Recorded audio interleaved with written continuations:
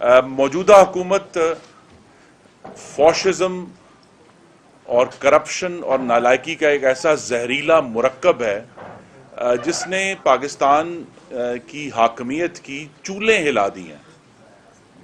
اور جو فاشزم کا معاملہ ہے ہمیں یاد رکھنا چاہیے کہ یہ وہ عمرانی جتھا ہے جو پارلیمنٹ کے جنگلے بسمار کر چکا ہے, جو پاکستان ٹیلی ویژن پر ڈنڈوں سے قبضہ کر چکا ہے, جو اسلام آباد کی سڑکوں پر اسلام آباد پولیس کے افسروں اور اہلکاروں کو زد و کوب کر چکا ہے.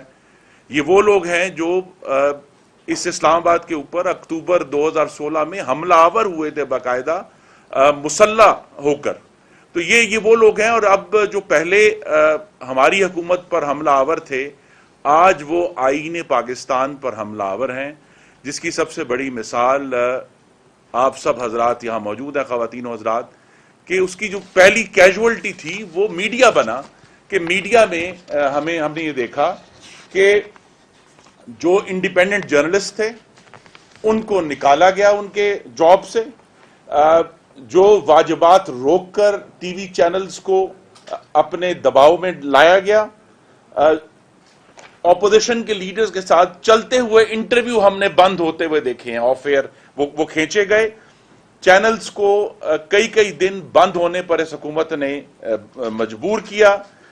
جو انڈیپینڈنٹ اینکرز تھے ان کے شو بند کروائے, بعض کے آن ہوتے ہیں پھر بند ہو جاتے ہیں. اور ہم نے یہ دیکھا ہے کہ اپوزیشن لیڈر کی ریلیز, مریم نواز نے پچھلے سال جو ریلیز دکھائیں ان کا کمپلیٹ بلیک آؤٹ کیا. تو پہلی جسے کہتے ہیں کہ پہلی جو کیجولٹی تھی, جو پہلا زخمی ہوا اس فاشزم کا شکار, وہ پاکستان میں اظہار رائے کی آزادی تھی. دوسرا شکار ہم نے دیکھا کہ اسی طرح جس طرح آزاد میڈیا کو ہٹ کیا, جو آزاد جج تھے ان کو ہٹ کیا, ان کے اوپر ریفرنسز فائل ہوئے, اور آج تک وہ دباؤ جاری ہے اس کے اوپر. تیسری بات جو پارلیمان کا ہم نے اس دفعہ حال بنتے ہوئے دیکھا ہے, محترم خواتین حضرات, میں نے اپنی پارلیمانی زندگی میں اس حکومت سے پہلے وفاقی وزراء کو ایوان کے اندر بلوا کرتے ہوئے نہیں دیکھا, گالیاں نکالتے ہوئے نہیں دیکھا, نعرے لگاتے ہوئے نہیں دیکھا. اور اس سارے کا مقصد یہی فاشزم کا طریقہ کار ہے کہ یہ پھر جو آئینی ادارے ہیں ان کی توقیر کو تباہ کرتے ہیں, ان کو بے توقیر کرتے ہیں. اور ایک جو بہت بڑا حصہ ہم نے دیکھا ہے اس حکومت کا, وہ یہ ہے کہ غیر منتخب مشیروں کے ذریعے حکومت چلا رہے ہیں اور صوبوں کے حقوق پر حملہ آور ہیں. مستقل 18ویں ترمیم آئین کا کوئی علیحدہ پارٹ نہیں جسے آپ پکڑ کے نکال سکتے ہیں, وہ اب آئین پاکستان ہے, اور اس کے بارے میں آپ مستقل افواہ سازی کرتے ہیں. اور پھر جو اس کا مین حصہ تھا کہ نیشنل فائنانس کمیشن کا جو انہوں نے اعلان کیا مئی میں, جو کہ پوری کوشش تھی کہ کسی بھی طرح اس کو مینیپولیٹ کر کے, ساز باز کر کے صوبوں کے وسائل جو ہیں وہ ان سے واپس کھینچے جائیں. مسلم لیگ نون نے, صدر پارٹی یہاں موجود ہیں, اس نوٹیفیکیشن کو چیلنج کیا. اللہ کے کرم سے ہمیں کامیابی ہوئی اور حکومت کو ہم نے مجبور کیا کہ وہ نیشنل فائنانس کمیشن کا نیا نوٹیفیکیشن جو ہے وہ جولائی میں ان کو کرنا پڑا, جو کہ کچھ بہتر ہے پہلے سے, لیکن ابھی بھی اس میں بہت ایشوز ہیں. اور جو اس میں فاشزم کی سب سے بڑی مثال ہم نے دیکھی ہے, جس میں سے 3 حضرات میرے دائیں پر بیٹھے ہیں, جو کہ احتساب بطور انتقام, احتساب بطور ذاتی بغض, احتساب بطور ذاتی اناد, یہ ہم نے دیکھا ہے.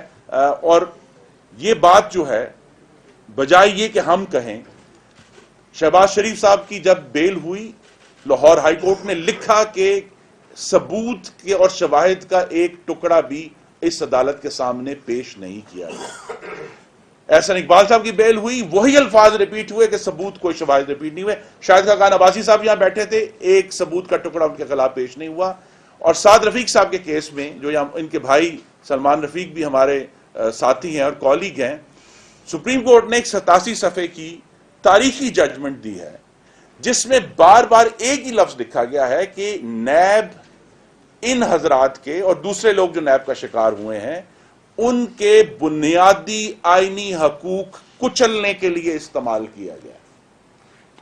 اور پھر یہ بات ہیومن رائٹس واچ نے بھی کی ہے, یہاں تک کہ ہماری جو اپنی ایک آئینی ادارہ ہے کاؤنسل آف اسلامک آئیڈیالوجی، انہوں نے کہا ہے کہ نیب کا یہ اصول کہ جس پر الزام لگے وہ اپنے آپ کی گواہی ثابت کرے اور اپنی بے گناہی ثابت کرے، یہ بھی غیر آئینی ہے۔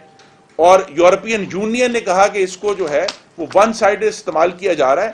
تو اب آپ دیکھ لیے کہ لاہور ہائی کورٹ، اسلام آباد high court, supreme court of Pakistan, human rights watch, European union, council of Islamic ideology صرف ایک بات کر رہے ہیں کہ نیب یک طرفہ انتقام کے لیے استعمال ہو رہا ہے۔ ابھی تک کسی بھی مسلم لیگ نون کے جو عمائدین ہیں جن کے اوپر کیسز ہوئے ہیں، جن کو 8 مہینے 10 مہینے، انجینئر قمر الاسلام جو سب سے پہلے پکڑے گئے تھے ان کو اتنے مہینے رکھا گیا، شہباز شریف صاحب 133 دن حراست میں تھے، کیوں تھے؟